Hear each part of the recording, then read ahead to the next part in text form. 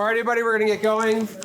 A lot of you are new, at least new to me, so welcome. My name is Ian Grant. I'm the Executive Director of UNH's Entrepreneurship Center, or the eCenter. So welcome. Thanks for taking your Monday night to be here. This is always one of our best events to kick off the semester. I know a lot of you are doing I2 Passport, and this is sort of the first real event besides the kickoff. So fundamentally, this will give you some baseline tools to be able to be successful throughout the rest of the semester. So welcome. Alex Zorchyta, we met, 4 years ago at a conference, so University of Virginia. He did what I do for the eCenter, although probably 10 times better. Really neat insights. He's done a couple other projects here at UNH in the past. And so the whole idea about today is about innovation, creativity. As you could probably tell by the pens and the paper in the middle, all our boot camps are hands-on. So with that, it's good. For those of you, I'm assuming everybody came in who are doing I2 Passport, you swiped in. If you didn't, make sure that happens soon. There'll be a really short break probably at some point in the middle, but this is pretty fast-paced, and we want to get everybody out. We're starting a little bit late, but try to get everybody out within 2 hours as well. So with that, I'm going to turn it over to Alex, and thanks for being here. Thank you. Real quick, Mike, can you hear me? Is this working? All right, excellent. Great. Well, I'm happy to be here. I'm happy you all are here, and it's going to be hands-on. First, it's hands-on eating food, and next we'll be doing other things that are hands-on. But yeah, today we're going to talk about creativity on purpose. But first, who am I? Who am I? As you can see, I love sticky notes. I've been doing this for a very long time. I even taught a class in creativity. And I was doing that because I was working with student entrepreneurs, and a lot of people trying to get into entrepreneurship were like, I don't know what to do. I don't have an idea. Can I join someone else's project?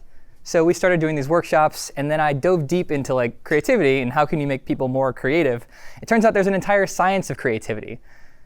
So we're going to go over that. So yeah, I'm also an entrepreneur. This is me and my co-founder. This is during our Y Combinator interview. Does anyone know what Y Combinator is?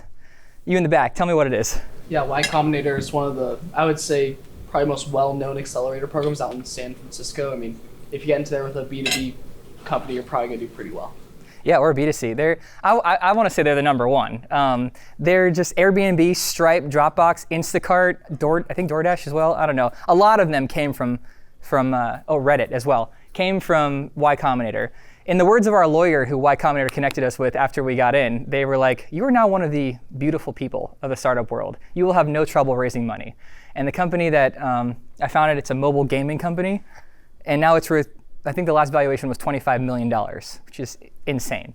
So yeah, I have a lot of experience with that. I also have a lot of failed experience trying to build some startups.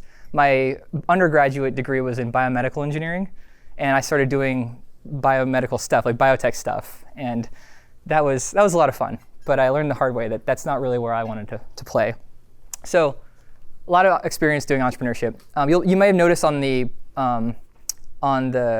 program for tonight, my title is listed as head of product for Zealot Interactive.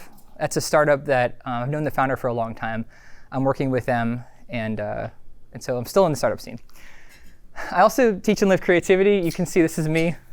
This is actually at a clown college class. This is our final exam to commandeer a golf cart away from someone just by slowly adding one person on, and just being very positively forceful.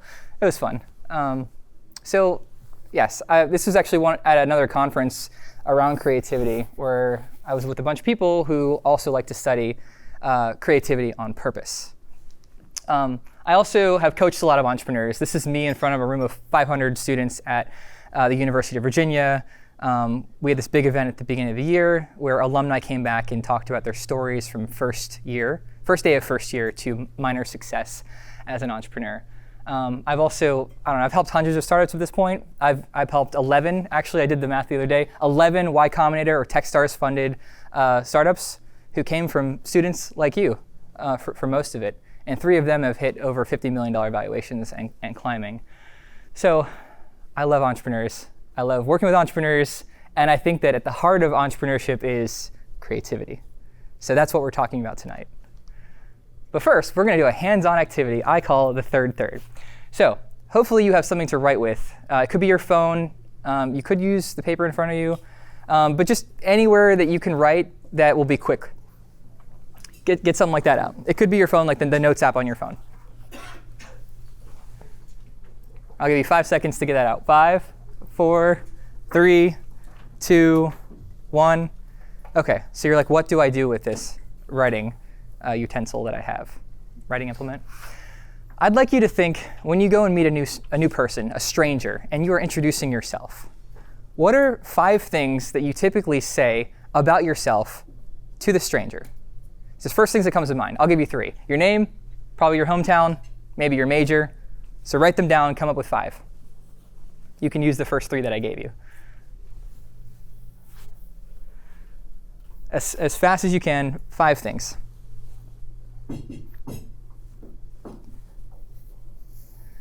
And when you're done, just look up at me. 5 things you usually say about yourself.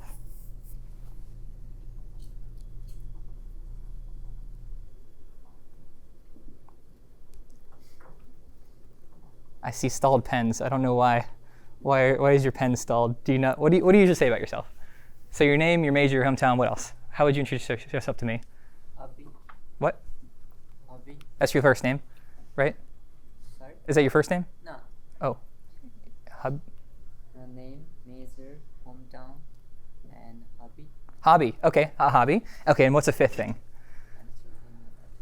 So what's a 5th thing? Someone else in the room. Do you have pets? Pets. If you have pets or not. OK. Write that down. Pets. OK. Anyone else struggling to get 5? It's OK. I put a big time pressure on you. OK. So everybody has 5. Now what I'd like you to do is find someone in this room who is a stranger, and really find someone who's a stranger, and go sit next to them. And don't talk. Do this silently. OK? OK. Now what I'd like you to do is I'm going to give you 3 or 4 minutes, probably 3 minutes.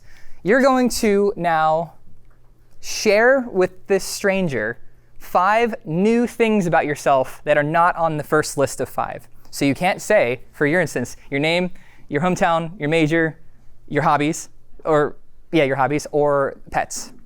And for someone else, you might have a different list of 5. All right, so you share 5 new things about yourself, and you cannot pull from your list of the previous 5. I'll give you 3 minutes. Go.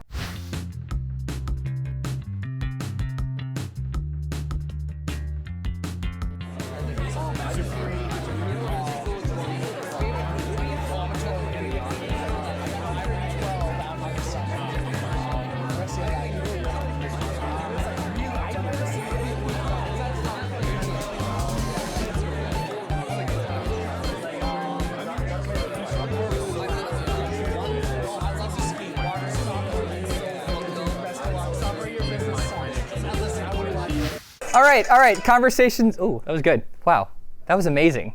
That was amazing. That was truly amazing. OK, so now what I'd like you to do, if you haven't guessed it already, is you're going to find another stranger in this room. And you're going to go over to them silently. And you're going to then share 5 new things about yourself. And so will they. But they cannot be one of the last 10 things that were in this first round or the written round. All right, is that clear? Any questions? OK, silently, go find a stranger, go sit next to them. All right. OK, I will give you 4 minutes this time. So you go back and forth. Each person shares 5 new things about themselves. Can't be on the list of the last 10 that you said. All right, go.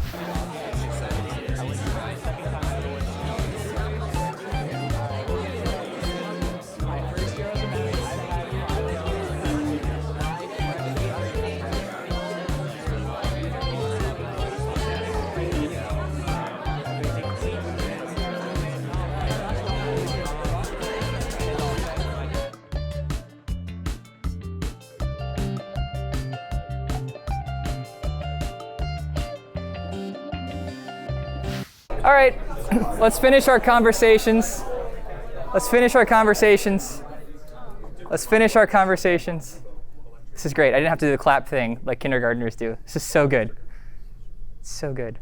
All right, so tell me about that. What just happened in this activity? What happened? Tell me what happened. Anybody? Don't make me call on you. Yes.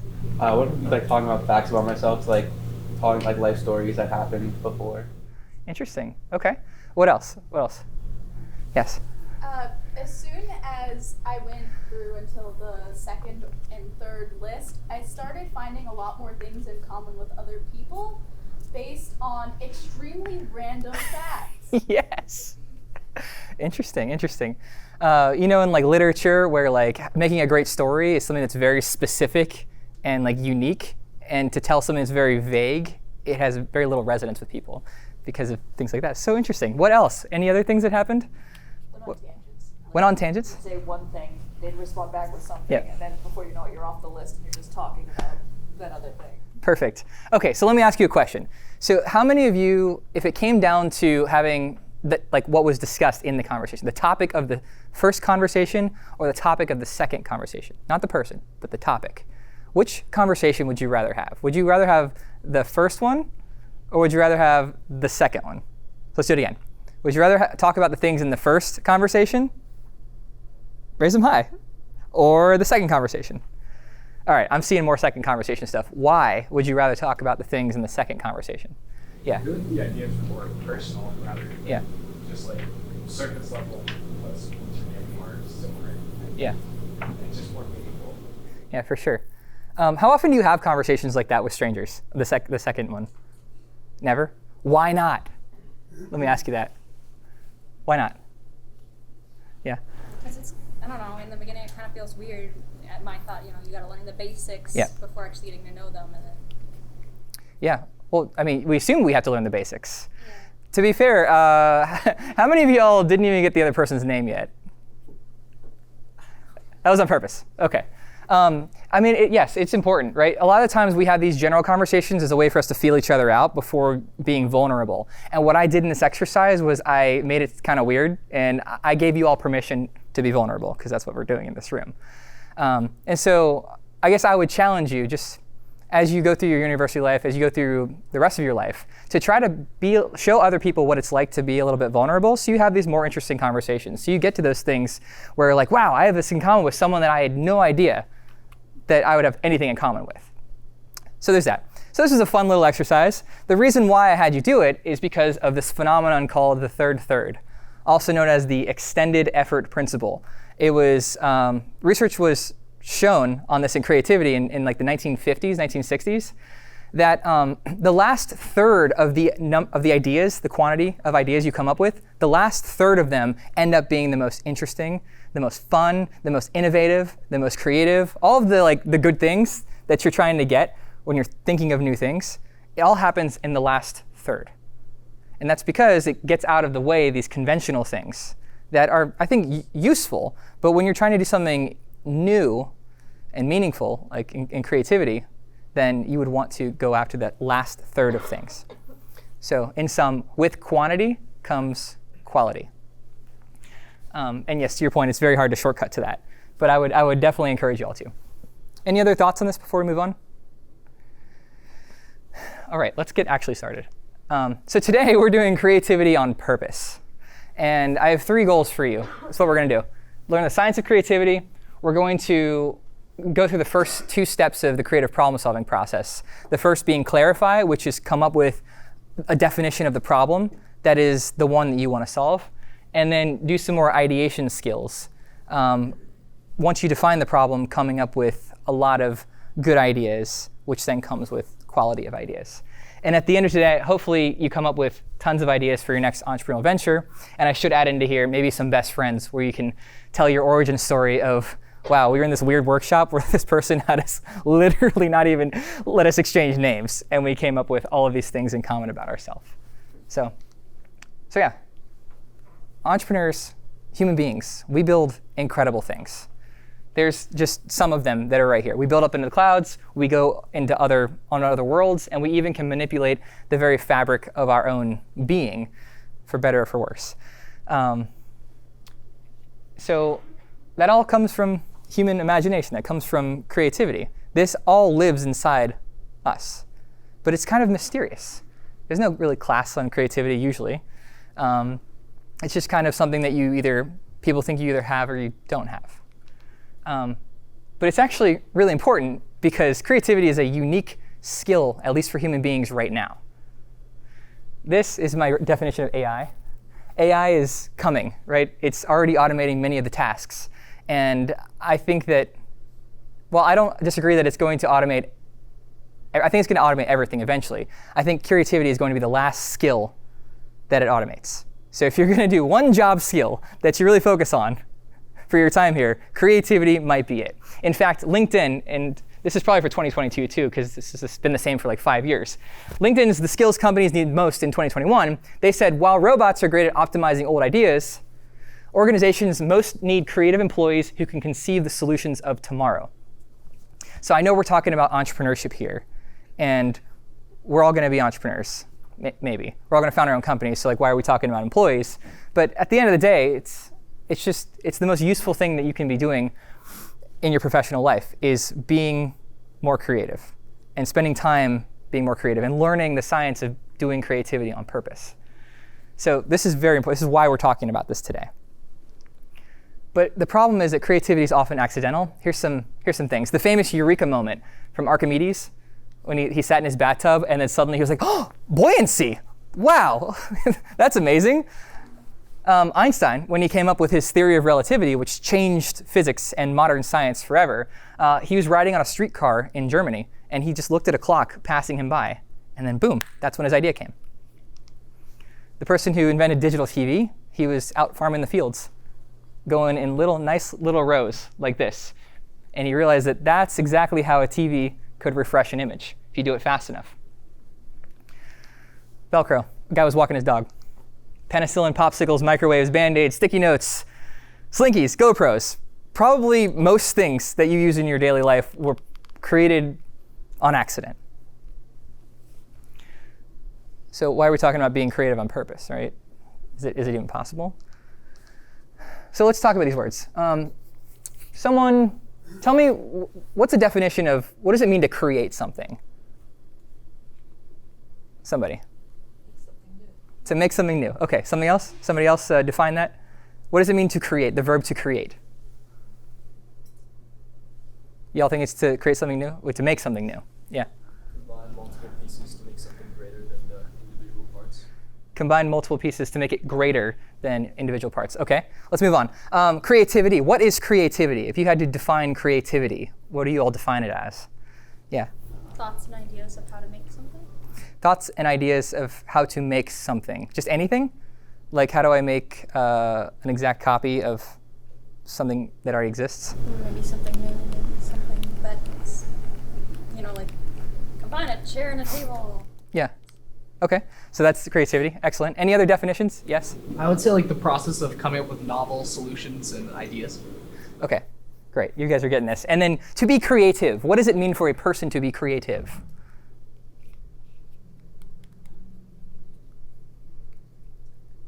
Anyone? Yeah? To embody those two things. Yes, someone who does this. So a lot of research has gone into this, but the science has come to a consensus that there's two parts. And you all have kind of just said them in all of your definitions. Creativity has two parts: newness, or novel, and meaningful. It used to be new and useful, but then how does art come into play? Because art isn't necessarily useful, but it definitely has value. So new and meaningful. If you're making something that is new and meaningful, you are engaging in a creative act. It doesn't have to be from whole cloth. It could be combining pieces. It could be adding something small onto something to make it a little bit better than what was there before.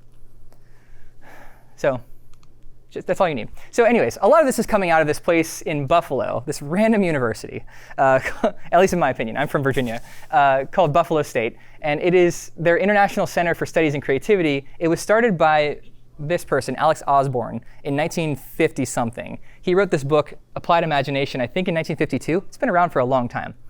Why was this person coming up with, why was he thinking about making a university program to train people to be creative?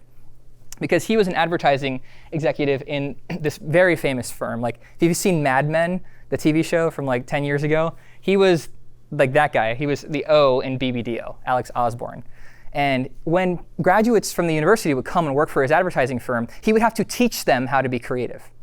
Back then, advertising was a very creative industry. Like, you had to come up with a lot of new ways to showcase a client's idea toward the customers. So Alex was like, I'm so tired of training people on the job. Why isn't there a university program to do this? And so that's when it all started. And to this day, there's a master's program that's there, which I was part of. There's a conference around it. And there's like a global research consortium around creativity. In particular, two things. One is, how do you measure creativity? And two is, how do you increase somebody's creativity? And you all might be saying, increase someone's creativity? Aren't you born creative or not? Turns out the data says it's not something you're born with. It is a skill that can be learned and enhanced. That's why we're here today doing it on purpose. So here's another definition of creativity. Mel Rhodes in the 1960s, he came up with this way of embodying creativity around the 4 Ps. He called it person, process, press, which means your surrounding environment, and product. So when you're defining creativity, you could have a creative person. You could have the creative process that they use. You could have the environment around them in which they are either more creative or they are less creative. And then, of course, the creative product itself, which is that new and meaningful artifact. I'm giving you all the science of creativity here. So creative person, back to you're either born creative or not. They came up with this sliding scale of like different levels of creative person. And so when we think of creative people, we're thinking of, a lot of times, we're like big C. The big C is the eminent creatives, the Leonardo da Vinci's, the Steve Jobs, the Pablo Picassos. Most of us in the room are probably not those people yet. But you don't need to be those people to be a creative person. You might think, someone who works as a professional in the creative industry, maybe an artist, maybe an advertising person, maybe a movie star. What are some other creative professions that are out there? Musician. Oh yeah, musician for sure. That's what I wanted to be when I was younger. Software engineers, you may even see as creative because they are building new things from code. Okay, but that doesn't stop there. Everyday creativity. You ever had a problem?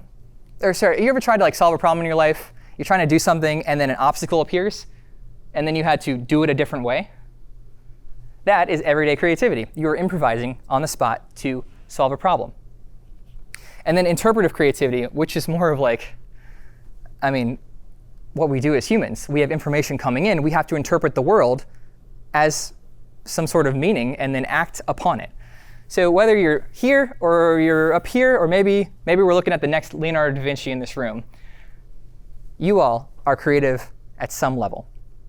So today, the skills that we're trying to do is trying to bring you from here to here, or maybe here to here. But we all solve problems every day that we have to improvise. Creative process. I think the best way to encapsulate the creative process is thinking of it as 2 frames of reference that were previously never put together. And when you put them together, that overlap is a new meaning. I need to give you an example of this, probably. Jokes. Jokes are a great example of this. I'm going to tell you the worst joke in the world, and hopefully I'll get some laughs. Why did the boy throw the butter out the window? Anybody? Why did the boy throw the butter out the window? Yeah. To make the butter fly. LOL, right? OK, here's what. Let me break that down for you. So on one frame of reference, we had food. On the other frame of reference, we had insects. And overlapping was the word. LOL, right? We all chuckled, right? That little hint of surprise. It's obviously funnier when the joke's funnier. But it's the same process. And you can apply this with creative problem solving in various ways. One way could be the frame of reference for the problem. This is the problem space that we are existing in. Let's take this other frame of reference, maybe from somewhere else, and let's just try it. Let's just try it and see what comes up. A lot of, in my biotech background, biomedical engineering, a lot of what people are doing is taking technology from nature, or ways that nature solves problems, and applying it to our own human problems. And they come up with very innovative solutions that don't require nature at all.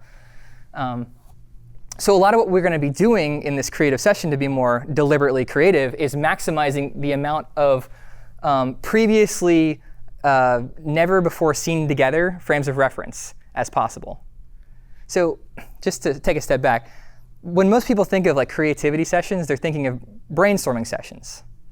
And the purpose of brainstorming sessions really is to try to get as many ideas out there that are, well, not only so many because we have that last third that are great, but also because when you're thinking of more, you're getting more and more different ideas that may even seem impossible. And one of those, when put back around the problem frame of reference, they end up coming up with something that's amazing. All right, so that's the theory. At the heart of this, there's two modes. Sorry. Coming up with lots of ideas, that's divergent thinking. That's what typically brainstorming is for. And then the other mode is convergent thinking, where you're taking from many, many, many options and picking one. Which one of these modes of thinking are you all probably really good at, given the fact that you got into a university? Conversion? Why? Because you're choosing like a major to specialize in, choosing one thing. Exactly. Well, all of your classes, probably most, if not all of your classes, are giving you exams, and they say, here is the set of things. Choose which one is correct, and we'll go from there. Very few of them are, here's where we're going to start, and just go off. And then wherever you all end up, the more like random, the better. Do you have any classes like that? No, because it doesn't make any sense. Like it's hard to grade things like that.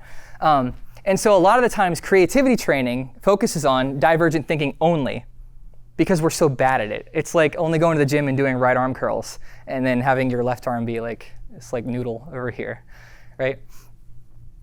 All right, take a moment, breathe in deep, and then exhale just as deeply. Now do them both at the same time. You can't, right? You can't. So don't try to do divergent thinking and convergent thinking at the same time. So since we're so good at convergent thinking, when we try to do divergent thinking, we often start to converge while we're diverging, which messes the whole thing up. It's literally like breathing in while trying to breathe out at the same time. It doesn't work. So this is a skill that often needs to be practiced. So in brainstorming sessions, you know, ever been in a brainstorming session where it's like come up with lots of ideas, and you say your idea, and someone says, that's a stupid idea. That'll never work. That's not in the budget. Those are all things that those are convergent things. So it's really important to, when you're doing divergent thinking, when you're practicing divergent thinking, to be in, at least with a group of people who are all trying to be in the divergent mode. So let's just before I go back to that, let me just tell you more about some things that people do that hamper creativity. So people who stick with the habits, the conventional things that are already the things that we always do. Being afraid of failing. Not being able to tolerate an ambiguity state where like we could have two things that may be right at the same time. Leaping to solutions, making assumptions, being caught in the way things have always been done, the paradigm. Being fearful of rejection and fearful of ridicule. These are all things that are going to kill your ability to come up with lots of frames of reference to come up with really good ideas. So that's why we're in this mode of silliness. That's why we're in this mode of being vulnerable. That's why a lot of creativity looks like it's silly clowning around, because that's kind of what you need to do to get people out of these constrained modes of creativity. OK, let's move on to habits. This is my favorite thing. So let's talk about habits and how habits can sneakily mix into our ways of thinking and hamper our creativity. Mark Twain once said, "It ain't what you don't know that gets you into trouble. It's what you know for sure that just ain't so." All right, so habits. Your brain often associates things. It's a very good pattern recognizer. So if I were to say salt, you all would say pepper, probably. If I said chair, you would say table, probably. Yeah, I mean, there's other answers, but probably table. If I said day, you would say, yeah, probably. OK, we're good with this. All right, let's try some math. We're going to do this as a group. I know classes are over for the day, but we're going to do some math real quick. Here's what's going to happen. We're starting at 0. When you see a number appear on the screen, you're going to add it to the previous number and say it. So I'll do the first one. So we start at 0, 1,000, 1,040, 2,040, and then onward. You all got that? I clicked it twice on accident. Sorry. OK, let's start. So 0 and 1,000, 1040, 2040, 2070, 3070, 3090, 4090, 5000. Someone get a calculator. Who has a calculator? Do you have a calculator? Do you have a calculator? Okay, count this up for us. Okay, what just happened there? The answer is 4100. We're going to verify it. But we all said 5000. What happened? Don't feel dumb. Like this is what happened? Yes, what happened? I'm getting a call. Sorry. I'm very popular. Please tell me what happened. What happened? Yes? Because we assumed another zero. We assumed another couple zeros just because it was reaching over 90, so we thought 100. So we immediately thought it can't be, like, it has to go to the next 1,000, even though it just goes to the next 100. So it didn't go up to Well, we've been trying to be 5,000. going up by It goes up to 4,100. Yes, these are good partial answers. So we were primed. That's one thing. But in the tens, when we were going up by the tens, it suddenly went over and into the next decimal holder, like the next one up there. OK, so what was the pattern that we were primed by? What was going back and forth that I primed you with? Yes? It was going up by 1,000 every time you added the new thing. 1,000 and 10. Thousands, tens, thousands, tens. So naturally, you're like, oh, the next time it's going to be another 1,000. And then it wasn't. It wasn't. Great. This is an example of our brain, our pattern matching machine. It's what we do as a brain. Sorry, we're not just brain. But that's what we do as a brain. I don't know what to say. A brain animal. But it's a good thing. Our brains are wired like this because you cannot possibly parse all of the information coming at your brain at once. If you are not only worried about like learning this stuff, but then also like, hey, is the floor going to fall out from under me? Is a dinosaur going to come rampaging through like this building right now? Right? You're starting to think about it, right? You're starting to think about it. If your brain was going to be doing that all the time, it'd be crazy. So be thankful that your brain does recognize patterns, but also know that when it comes to coming up with creative solutions, and often dealing with people who may not look like you or think like you, these are times when maybe it's good to not trust what your brain is going after and just take a step back. So that's the mindset of a creative person. Kind of looks like that. So also don't be in this mode all the time because you're going to look like this. Your eyes are going to get crossed. So really only pull it out when you're trying to solve some problems creatively. And of course, you all failed, right? Like, it was OK. We all did it as a group. That's normal in the creative process. That's normal in entrepreneurship. So just get used to it.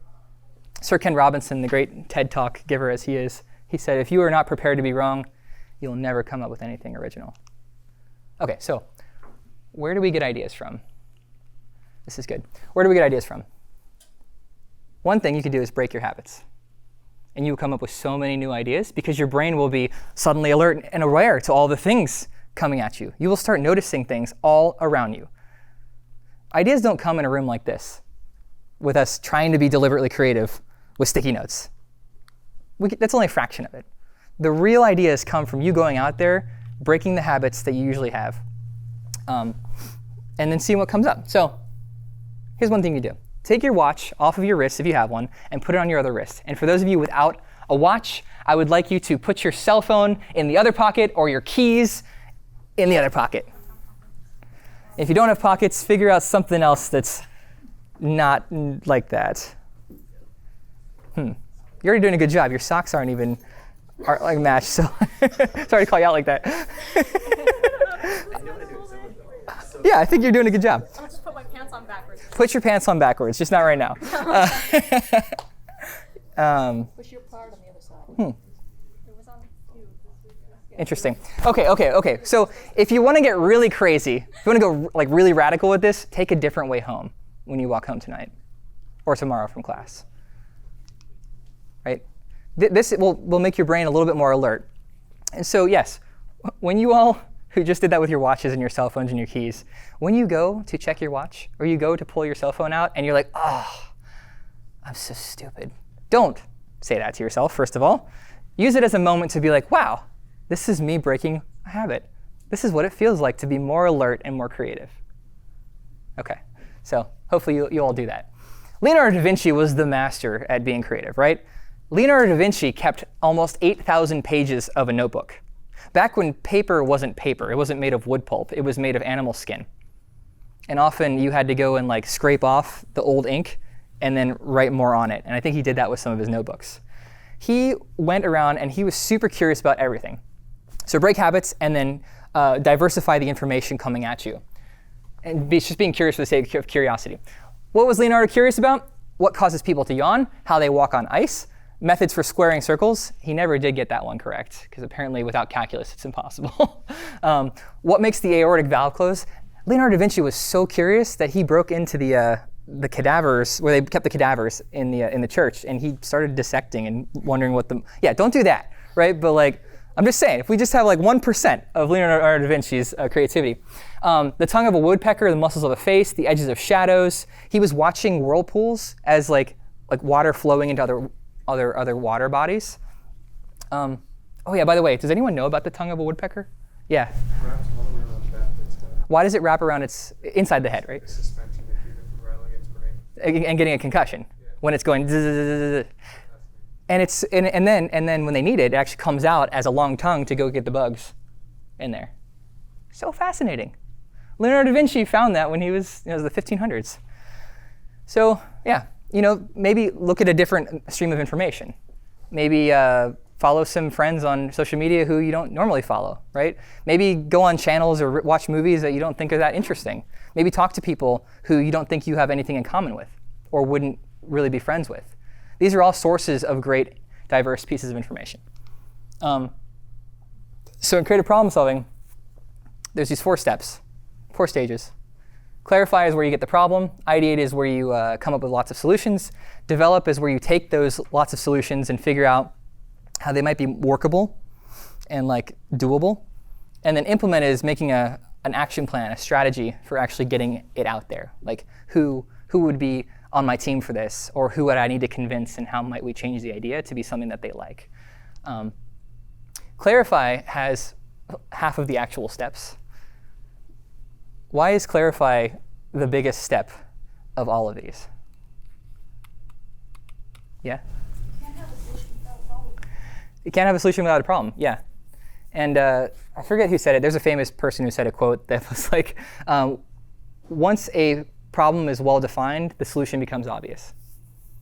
All right, anyways, so that's what the method we're going to use after the break. I will give you a break. And I think we should let's pause here for 5 minutes, and we will do some active stuff once you come back. I'll give you 5 minutes at, what is it, the 35 mark. The 6:35? OK. Be on time so we can get started. You all ready? Yeah. Yes? That's so enthusiastic. This is great.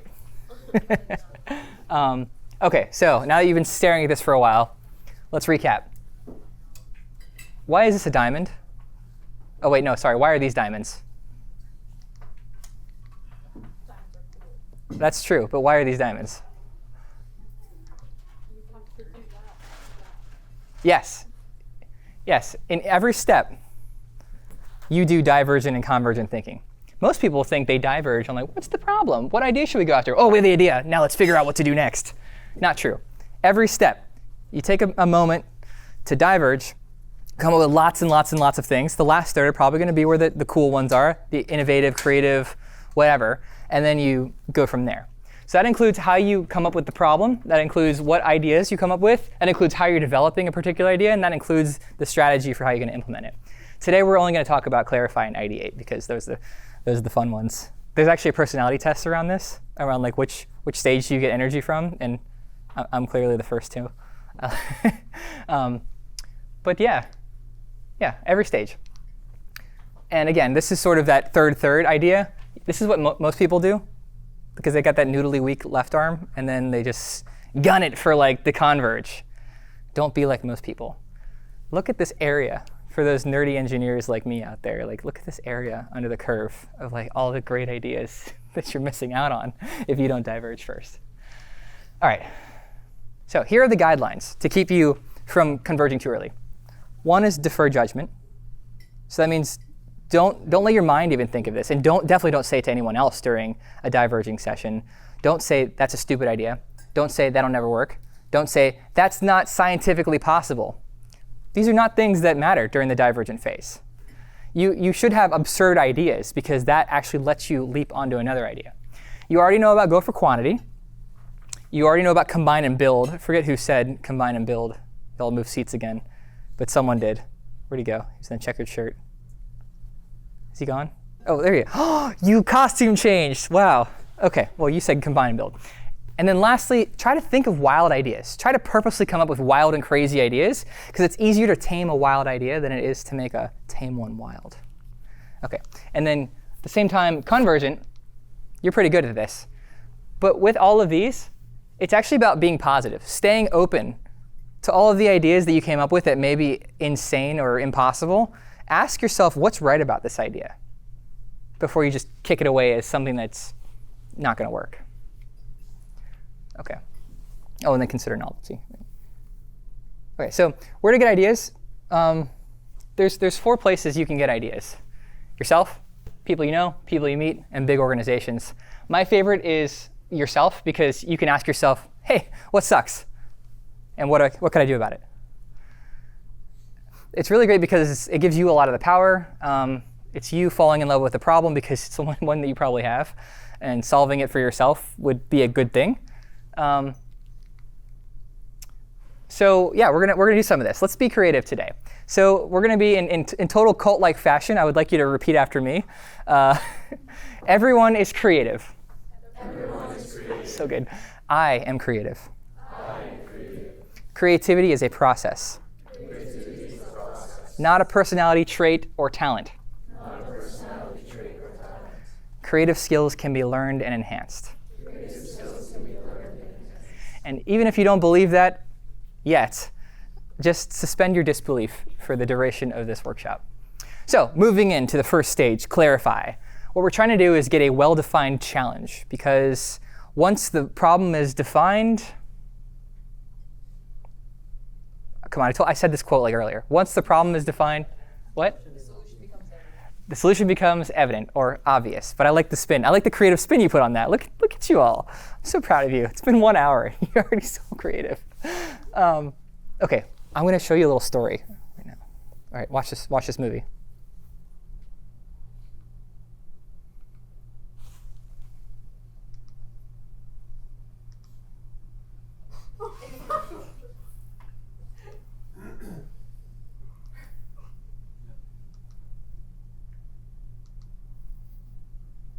Yeah, what happened there? What is that? What happened? You had to call it a bigger truck. Yeah, the truck wasn't big enough. Why am I showing you this as it relates to entrepreneurship?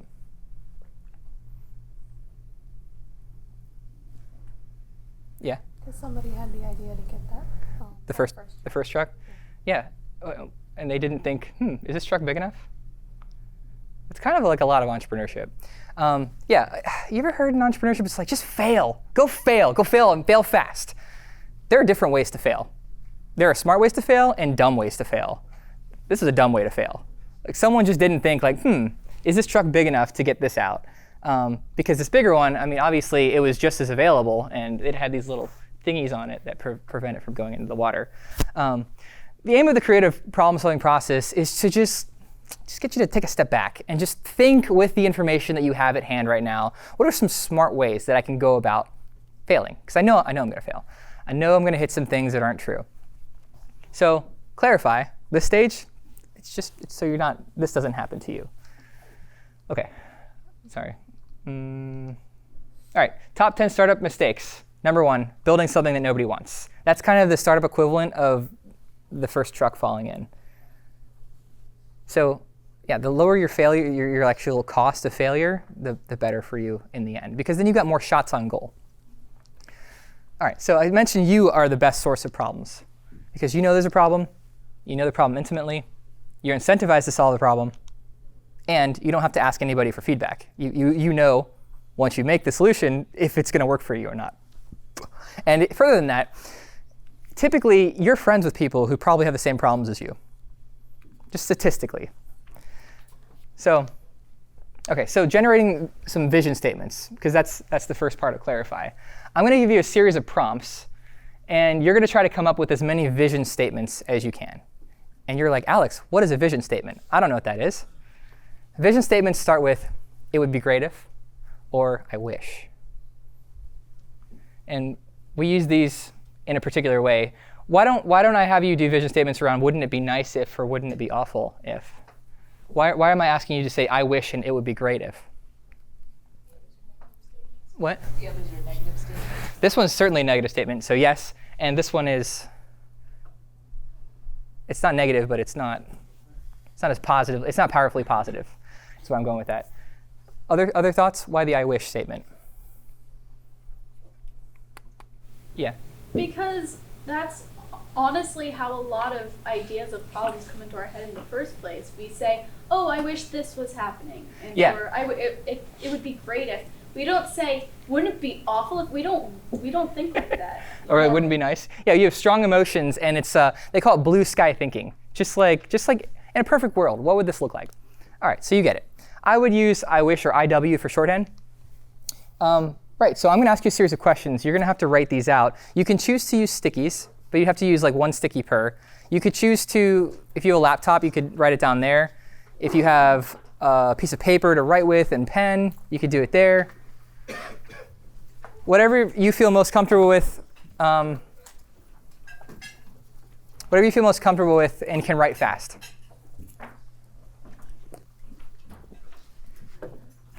I'll give you 10 seconds. 10, 9, 8, 7, 6, 5, 4, 3, 2. OK, we're good. All right. Remember, I wish statements.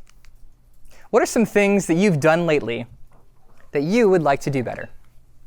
I wish. I wish I went to bed at a reasonable time more often. I wish I didn't wait till Sunday night to get all my homework done. You see what I'm doing here? I am helping you combine and build off of my statements.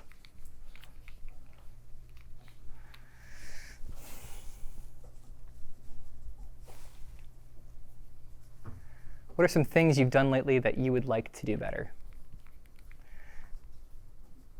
So remember, the guidelines are defer judgment, no idea stupid, go for quantity, so keep writing no matter what, combine and build off of the previous ones that you have, and try to come up with like more wild ones. All right, next one. What sort of challenges might be on your mind from today or last week? Maybe challenges of getting settled in college, if you all are first years. What sorts of challenges might be on your mind?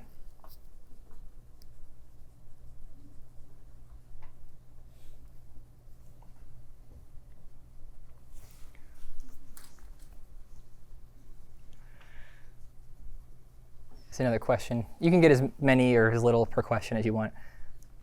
What's something that you wish worked better?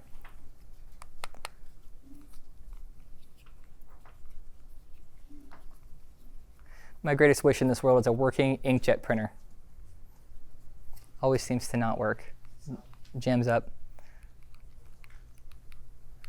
What do you wish worked better?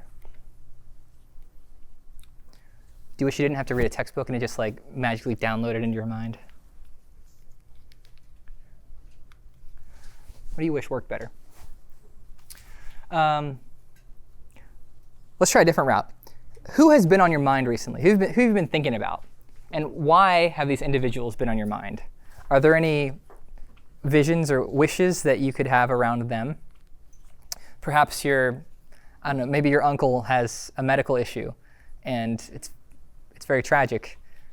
So perhaps the I wish statement would be maybe around that. Or maybe your family's far away and you're homesick. Who has been on your mind lately? Why have these individuals been on your mind lately? And how might you generate a I wish statement because of that?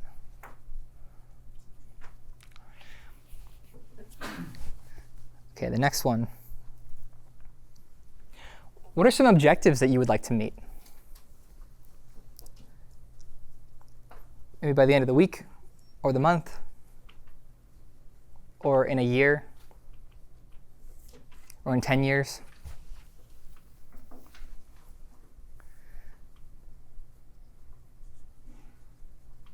want to be hanging out with Jeff Bezos, maybe?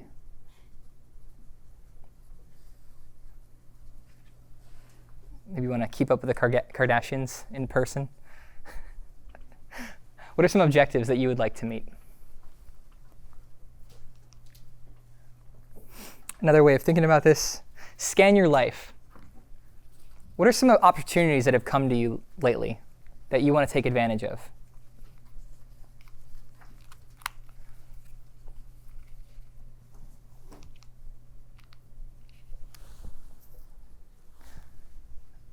I know I'm pressuring you with time. Just keep writing. Don't stop writing.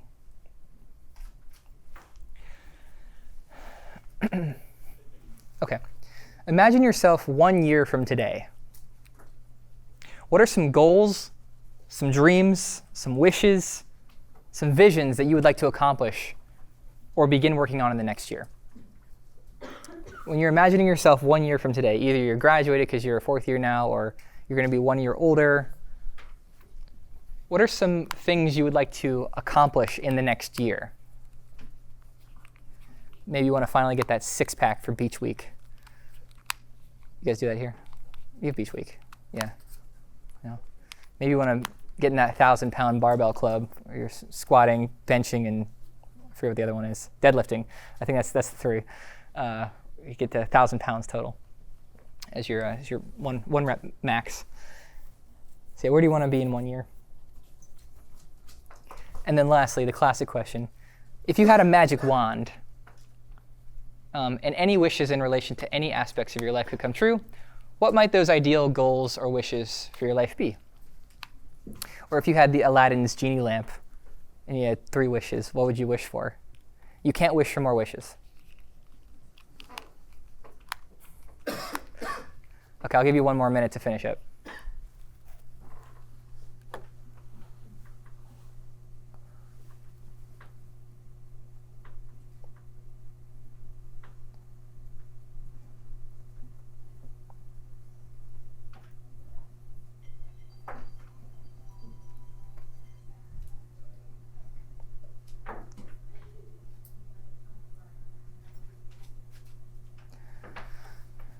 All right, finish the one you're on, and we will move forward.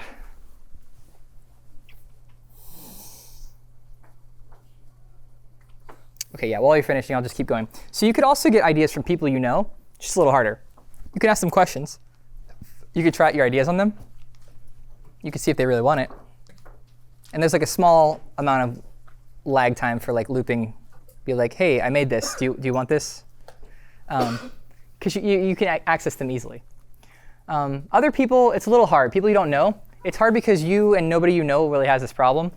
It probably needs a formal process, which hopefully in some of the classes that are here, you'll learn about like design thinking or the engineering design process. You got to talk to lots of people. And there's more friction when you follow up with them. And it's doable. And then big organizations, there's a lot of them that have like a lot of ideas. I don't have Wi-Fi, so that's not going to work. Or do I? Interesting. I'm wondering how I'm using Google Slides if I don't have Wi-Fi. But magic, who knows? But yeah, Y Combinator has ideas we want to fund. The National Foundation for Teaching Entrepreneurship also has really good starter things for if you want to go after a bigger thing. This is harder though because it's like world peace, right? Like let's solve climate change, and you're like, how am I supposed to do that? More likely, you're going to start with the problem you have. And by solving that, you'll then get to the point where you actually might make a dent in some of these bigger issues. OK, so evaluating them. Let's go through the ones that you've written down. And we're going to converge. You guys are good at this. This is the fun part. Go down the list and put a check mark for everything that you feel you have some ownership or some decision-making authority over. Like you think you could actually affect a change in this situation. If you're, check mark. Wow, nobody's using a laptop. This is cool. So yeah, put a check mark.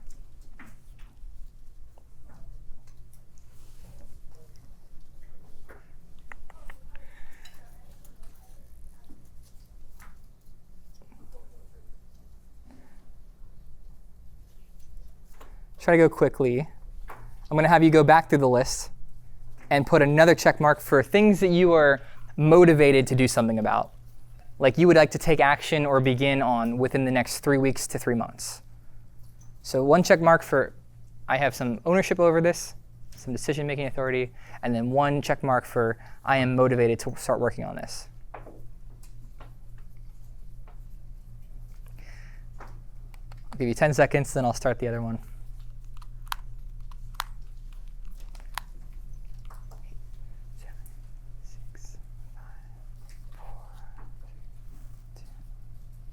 All right, lastly, go through and put a check mark by all the items that you would like to use some imaginative thinking on. Like you're open to new ideas for how to go about solving this. You want some fresh approaches, or you aren't really sure what the real problem is. So if you're saying, I wish my laundry was done tonight. I mean, like that's not really imaginative. You just go home and do your laundry. But if you're saying like, I wish there was an easier way to do laundry, now we're talking. Like there might be an easier way. Maybe you could get a washing machine. Sorry, that was 100 years ago. Maybe there's an easier way. Maybe somebody could pick up your laundry for you. Although I think that's a business as well. Maybe you have clothes that like don't require cleaning. Now we're getting somewhere, right? So put a check mark. So you should have some that have 3 check marks by them, maybe 2. I'd like you to circle or like star or put, if you're on sticky notes, put them on a separate place if it's separate. All the visions that have 3 check marks by them, make them stand out in some way by hopefully circling them. So once you've done that, I want you to pick one. Pick one that you want to move forward with.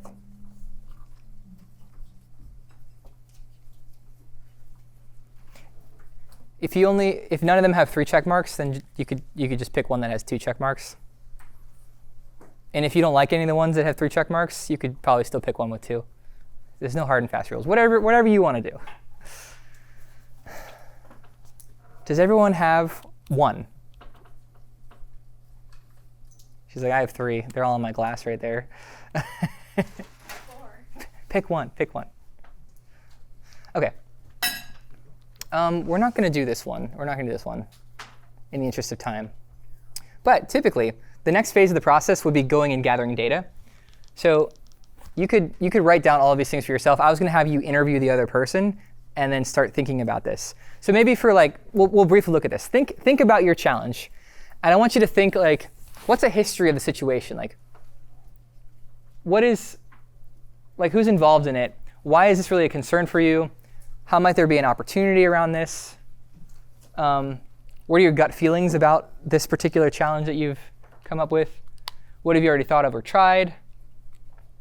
When does the situation seem to occur? And then maybe what might your ideal outcome be for this wish? OK. This is a form of like customer discovery. Like if you were to go and like ask questions to people who have problems. We were doing it with ourselves here. But typically, you would go out and just gather data or think about it in the world. And then we can move on into generating challenge statements. And the language we use to generate these challenge questions is very particular, because how we describe a challenge will determine how we go about solving it. So consider these 2 challenge questions. Well, those statements. We don't have enough money, or it's too expensive. This is how most people frame the problems out there in the world. But what if we reframe them as these? What's different about these? Why might these be a little bit better? Yeah? They're a more open perspective. Yeah, it invites possibilities. Other thoughts? Yeah? The first 2 are like you're immediately jumping to a negative conclusion, where the last 2 are trying to think of a solution for a problem. Exactly. This is a conversation killer right here. It's too expensive. Versus, how might we make it cheaper? Right. So possibilities, and they provoke you to think about ideas. You're instantly thinking, this is some ways we can raise some money, instead of being stopped dead in your tracks with the first way. OK, so a challenge question is a definition of the problem stated as a question. There's many other ways to think about it. Here's a couple, which I won't read, but you get it. So formatting them, there's basically 4 parts. There's the statement starter with like how might, then an owner, a verb, and then an object. The really important part of this is the first part. So there's multiple ways to do it. There's how to, how might, in what ways might, or what might be all of the. Each one of these has a different connotation. It gets your mind to think about the problem a little bit differently. My favorite one is the how might. How might we, how might I do this? So I would like to use that for you all going forward. Let's generate some challenge questions. So we're not trying to solve this situation yet. We're going from this I wish. We're trying to generate many different ways of looking at the situation from a variety of angles. So using these statement starters, I want you to try to come up with as many challenge questions that have to do with the I wish statement that you picked. Try to come up with 5. Here's some wonderful guidelines to help you. Defer judgment. Come with quantity.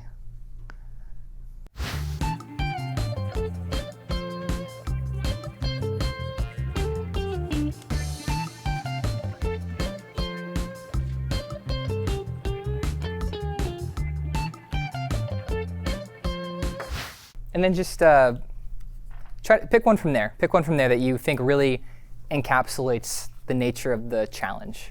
OK, so pick one.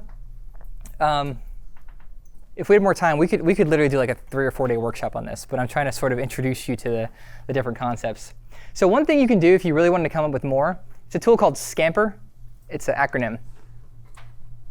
Basically, you can look at the challenge question itself, and you can start substituting out pieces of the question for different words. And it'll totally change the meaning. I'll give you an example on the next slide. But what it stands for is you could substitute this word for another. You could combine 2 words together. You could adapt one's meaning to another meaning.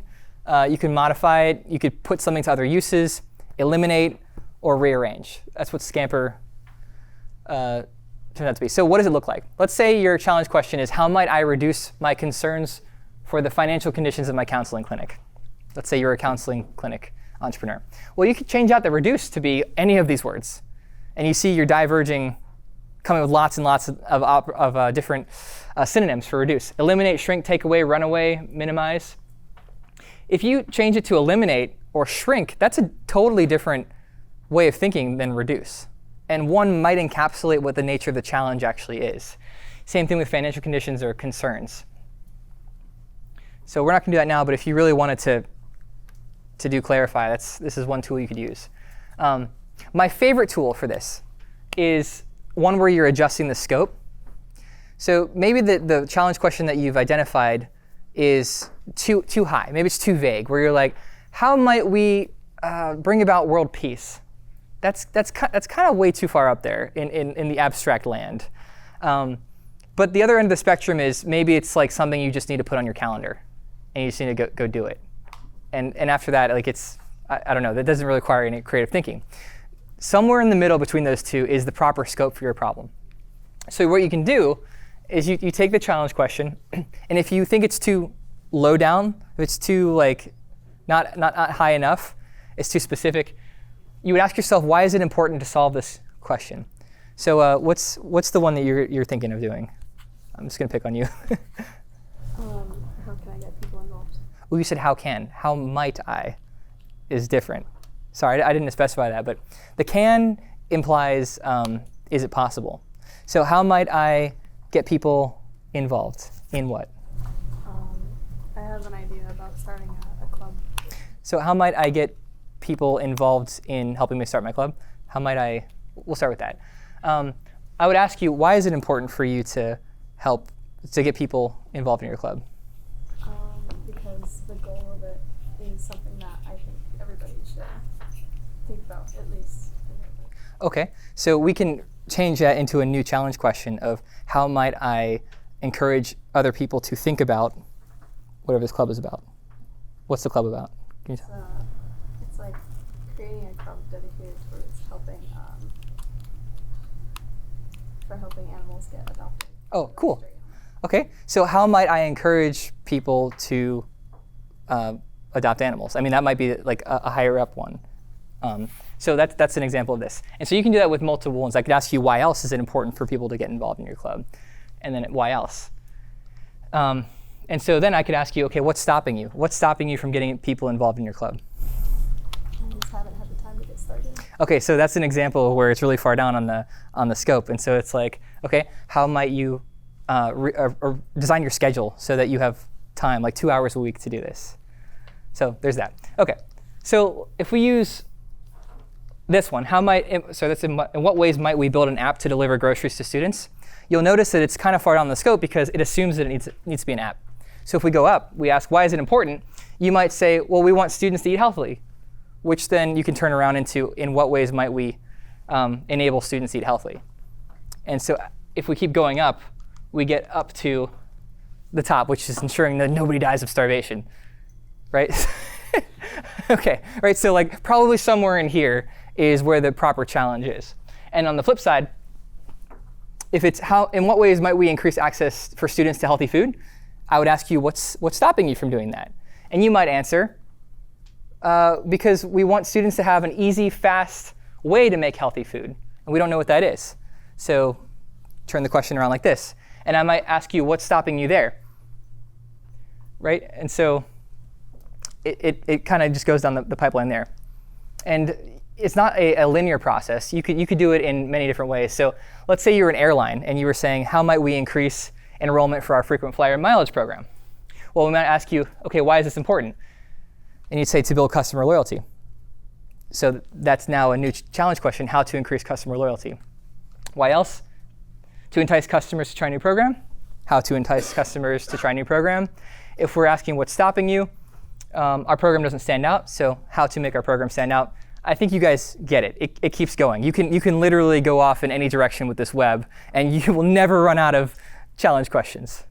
So that's a tool if you found yourself getting stuck when you're just writing them out. That's a tool for you to expand your capability there.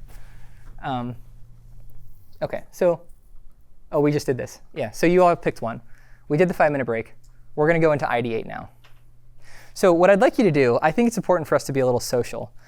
So could you get into groups of 3 or 4? It could be just people around you, so the group of 4, maybe some groups of 3 or 4.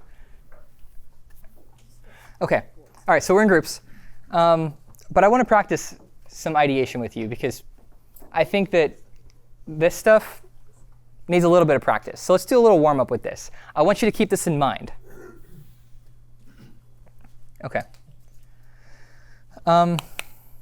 What you're going to do is take a sticky notepad in front of you and a Sharpie. It's got to be a Sharpie. I see people writing with pens. It's got to be a Sharpie. What if it's a Sharpie pen? Ah, man, no, it's got to be fat. It's got to be a thick. I think they call them. Is that the brand name of it? I don't know. It's a thick Sharpie, right? Because we want you to do a headline format. Don't want you writing novels on these sticky notes. So no more than 2 or 3 lines, maybe 4 lines for an idea. I want you to write as big as possible. And I'm going to actually sit back here. Could I get you to help me? Actually, Ian, if you want to help as well. I'm going to ask you a challenge question. And I want you to ideate as many solutions as you can in the timeline that we have. You're going to use this as your guiding light. Defer judgment. No idea is stupid, OK? No idea is impossible. Try to go as fast as possible, like going for quantity. I want like that level of quantity that you had right there. I want you to seek wild ideas. Like, we know the conventional ideas, so let's get wild ideas. And then use what other people are saying. And I'm going to also be taking these sticky notes and putting them on here. Hopefully they'll stick. Make sense? And you're like, OK, let's get going. So how might we remove a hippopotamus from a bathtub? All right? So write it on a sticky, and then say it out loud, and then one of our facilitators will come around.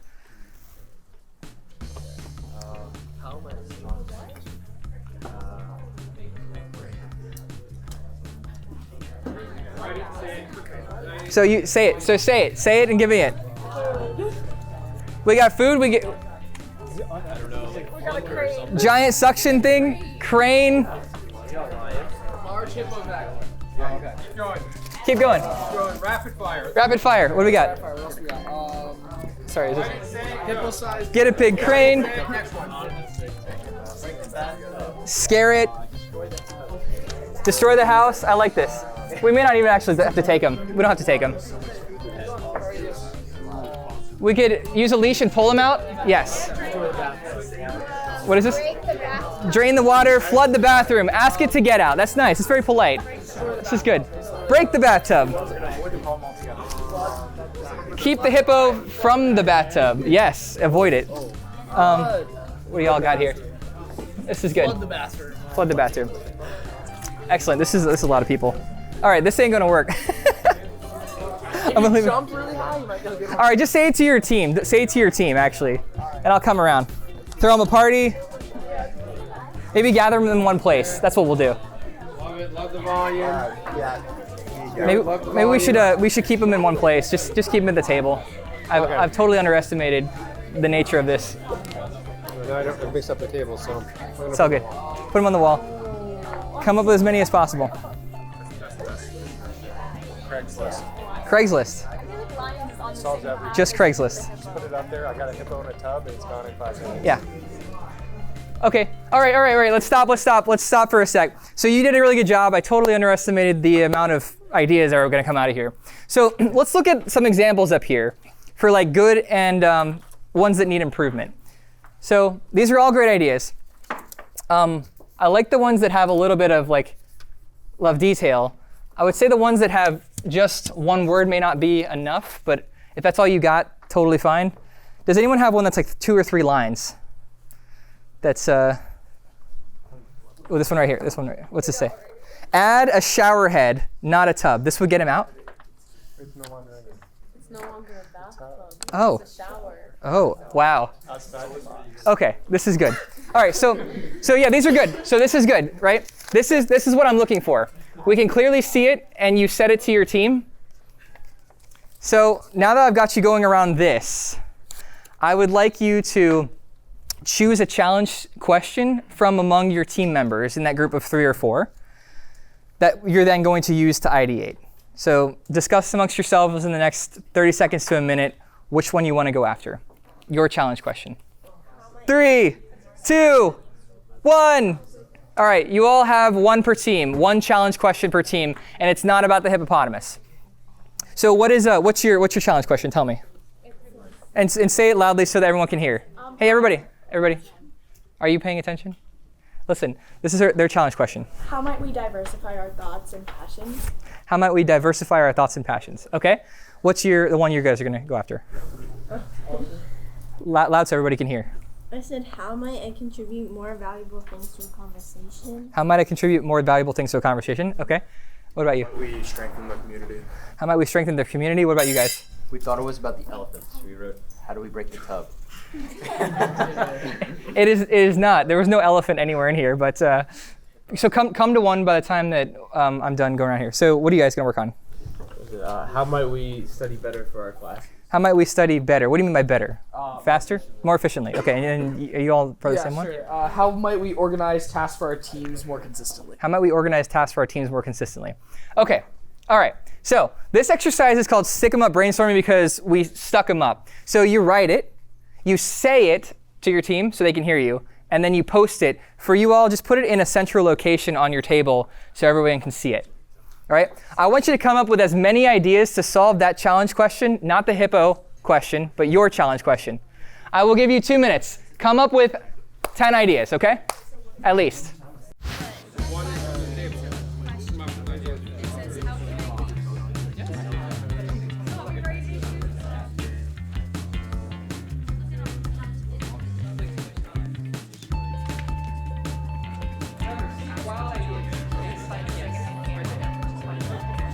All right, 3, 2, 1.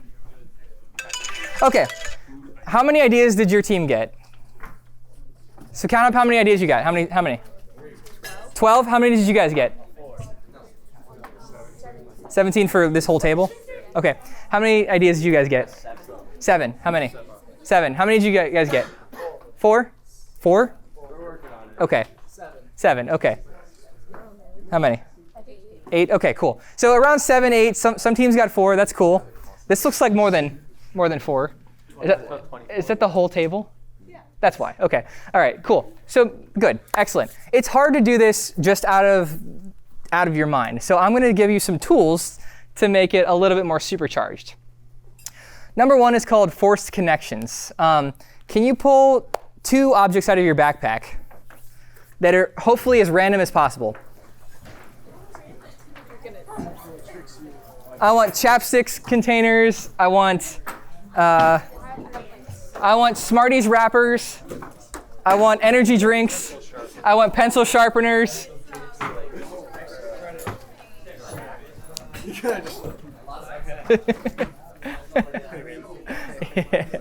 Okay.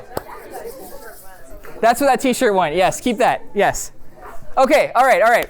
So I want you to look at the objects that you've pulled out of your backpack. And I want you to write down or think of some things that you notice about them. Oh, it's round. Oh, it's blue. Oh, it's spiky. Oh, it's hot pink. Oh, it's dangerous, or it's defensive, or it's loud, or it's healthy. Write down some adjectives. Think about some adjectives around it, right? And then I want you to now, I'll give you another minute, think of ideas that are spurred by those attributes. So if my question was on the hippopotamus, how might spiky give me an idea to remove a hippopotamus from a bathtub? So for you, how might the fact that it's super hot pink help you get people involved in your club, right? So come up with as many ideas around that as possible in the next minute.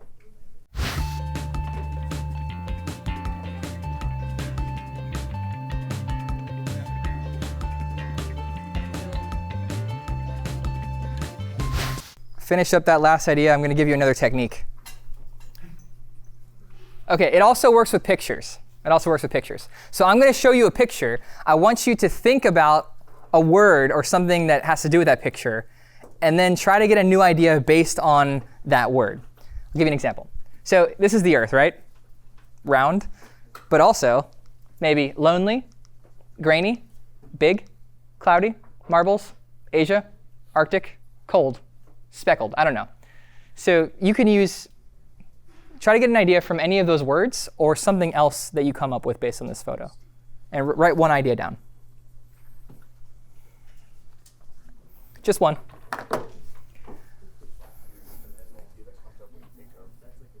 The first idea you come up with based on these. And so I'll keep going. I'll give you another picture, OK? Here's another one. Here's another picture. What are some things that this picture makes you think of? And then what ideas could you get from that word? So here's some on the left. Sleepy.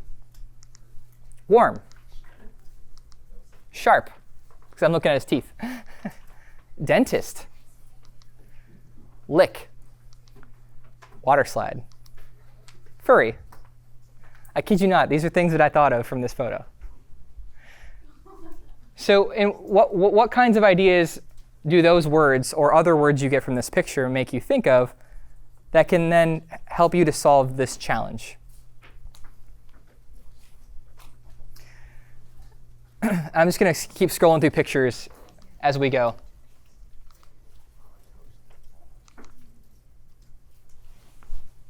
So just keep writing, anything that comes to mind. Cliffs of Dover. I'm pretty proud of that one.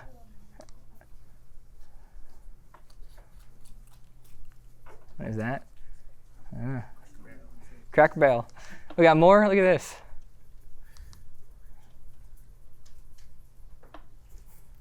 I cheated there. There's 2 words. We got this one. So really, you can use the entire world as your source of inspiration when it comes to creativity. You never know what something's going to make you think of. So we can keep going. Another thing you can do is either imagine yourself at a different location or literally go take a vacation. If you are so stuck trying to figure out an idea for something that you can't solve, go take a walk. Go to a place that looks like this. Maybe even just watch a movie and try to get an idea from that movie. It actually works. In the interest of time, I'm gonna go to one that's a little bit more good. Okay, so what I'd like you to do is look around at the ideas you all have generated. Hopefully it's not just your ideas. And pick 3 sticky notes that you really like you like these ideas. Okay, and when you have your 3 ideas, I want you to put them on a paper like this. So they should have stuff on them, like words. But your 3 ideas, I want you to put them on a paper like this. And write your name on the top, just so that you know.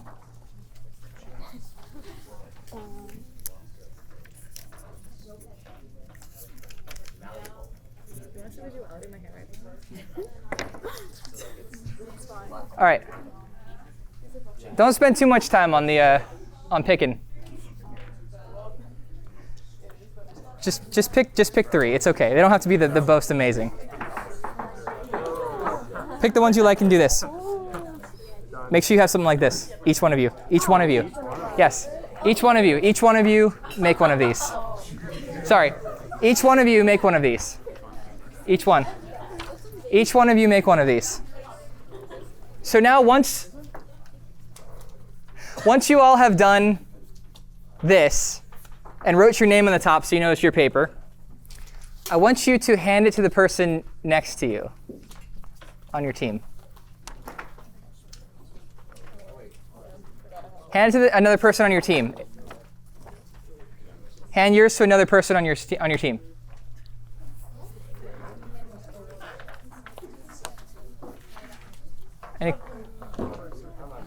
You got it? Or it's not yours? It's somebody else's? OK. So now that you've handed it to somebody else on your team, what you're going to do is you're going to consider the sticky that's, let's say, in the first one. And below it, I want you to come up with a different idea that is inspired by the first one, but is different. Maybe it's like more wild and crazy. That still solves the same challenge question. And then put it below. And then do the same thing for the second one. Be inspired by the first idea and make it wild and crazier. Like, what's something that makes you think of, and stick it below until you have 3 new ideas. Do it in sticky notes, sorry. Put a sticky note on there.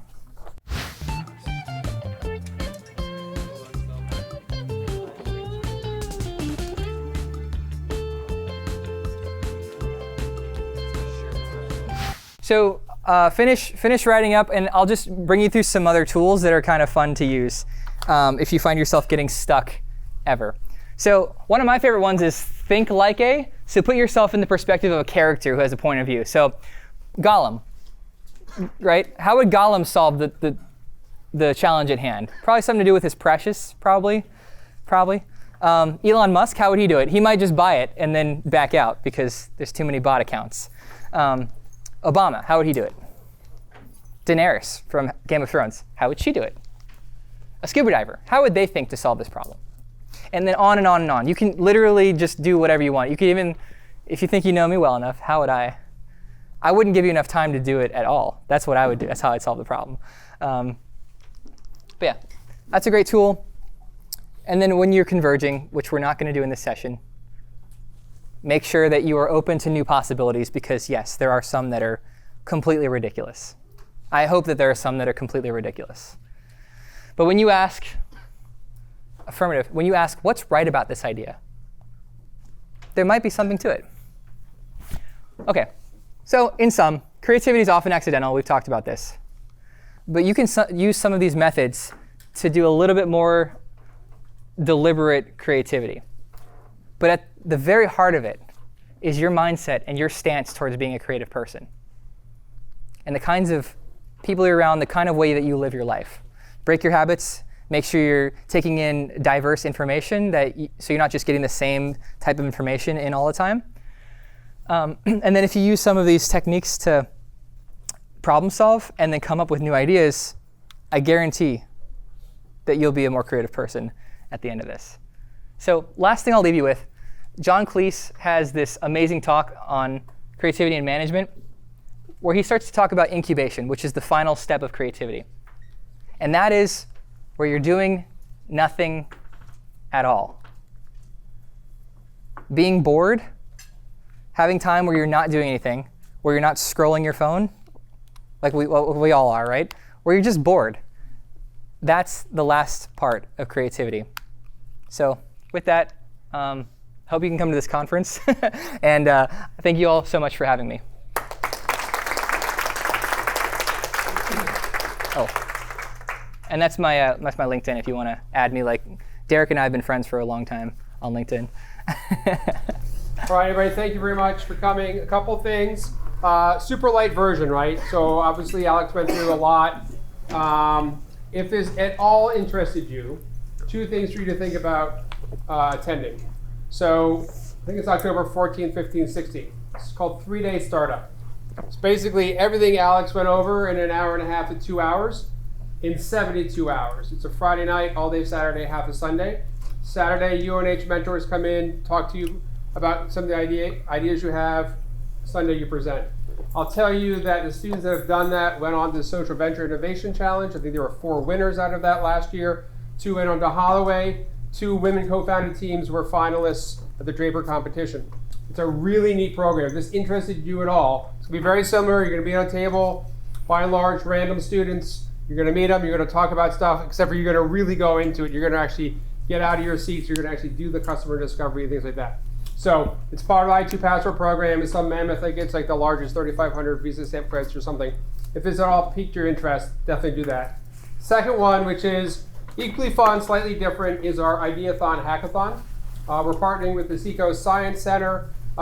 Basically, you'll come in on a Friday afternoon. Seacoast Science Center is going to outline 3 issues they have as a nonprofit, which is based in Rye. You're going to either come as a team or be put on a team. You're going to develop solutions to one of those 3 problems, work on a presentation overnight, come the next morning on Saturday morning, present it, $2,500 of cash prizes. So again, part of the reason for this is just to give you a little bit of a taste test about what this means. I can absolutely guarantee you that you're going to reuse this for your entire life. Whether you ever do a startup or not, that's not the important part about this. It's actually this process, and employers actually look for students that have this process to hire for internships and full-time jobs. So think about it in a broader context. So with that, any immediate questions? All right, so more information on I2 Passport on the eCenter website, where to register, where to link, do those 2 things. Now we have a raffle for 2 gift cards and how many t-shirts? 5 t-shirts. So very quickly, T-shirts. let Alex pull so that you don't think it's biased. Yes, I also have one more thing to say. All the sticky note ideas that you came up with in the last round, please give them to the person whose challenge question it was originally. They can take it home and actually maybe do something with them.